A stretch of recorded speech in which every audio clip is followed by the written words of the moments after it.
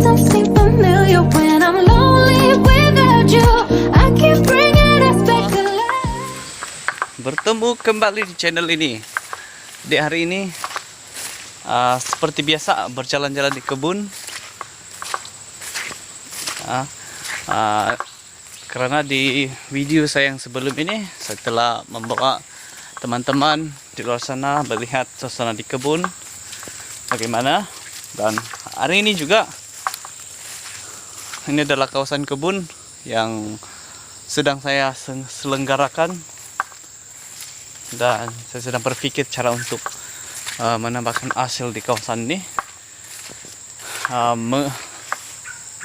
Untuk pengetahuan tuan-tuan dan puan-puan, tempat ini kemarin dulu saya sudah membersihkan, saya guna mesin rumput saja, dan tapi tidak lama kemudian rumputnya akan panjang balik. Dan untuk pengetahuan tuan-tuan dan puan-puan juga, ini adalah kawasan sungai,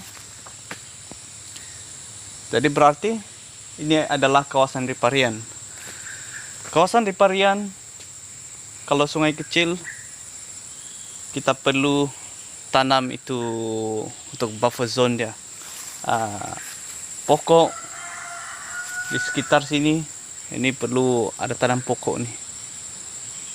Ini kira oke sudah. Ini ada oke sudah ini. Ini oke sudah. Ada ini, ada semak-semak di kawasannya, ada kayu-kayu. Karena apa? Oke, kita bercakap pasal akisan lah. Karena apa? Jika kawasan sungai dibiarkan kosong dan akan terjadinya akisan tanah runtuh. Dan untuk pengetahuan tuan-tuan dan puan-puan juga, dahulu sungai ini tidak begitu besar dan sekarang mengalami akisan dan membuatkan sungai ini semakin besar.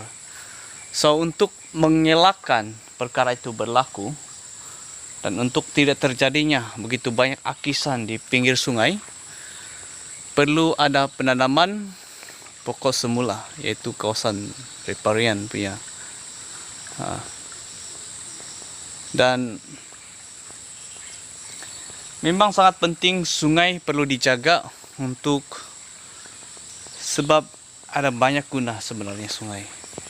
Dan ini adalah suasana di kebun sawit, kebun saya sendiri. Dan itulah ceritanya. Kalau tuan-tuan dan puan-puan ada sungai di sekitar kebun, jagalah dengan baik.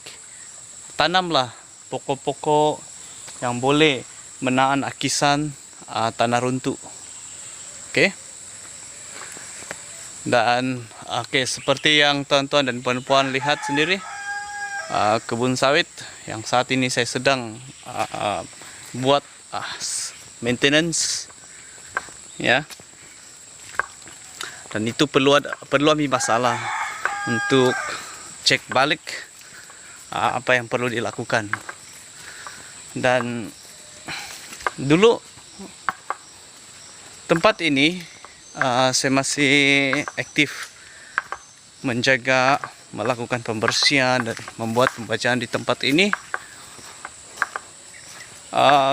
Boleh mencapai sehingga 4 tan, sekitar 4 tan. Ini keluasan kebun ini sekitar 6 ekar saja. Dan waktu itu harga sawit pun mahal juga, dan dapat hasil yang begitu baik. Tapi sekarang mengalami satu masalah penjagaan karena saya sedang bekerja di luar, so agak susah untuk membuat penjagaan, tetapi diusahakan untuk memperbetulkan kembali sistemnya. Oke, inilah ini yang saya sudah setakat ini seperti sistem. Saya potong rumput sejak beginilah keadaan dari kebun, potong rumput tapi tinggi-tinggi sudah.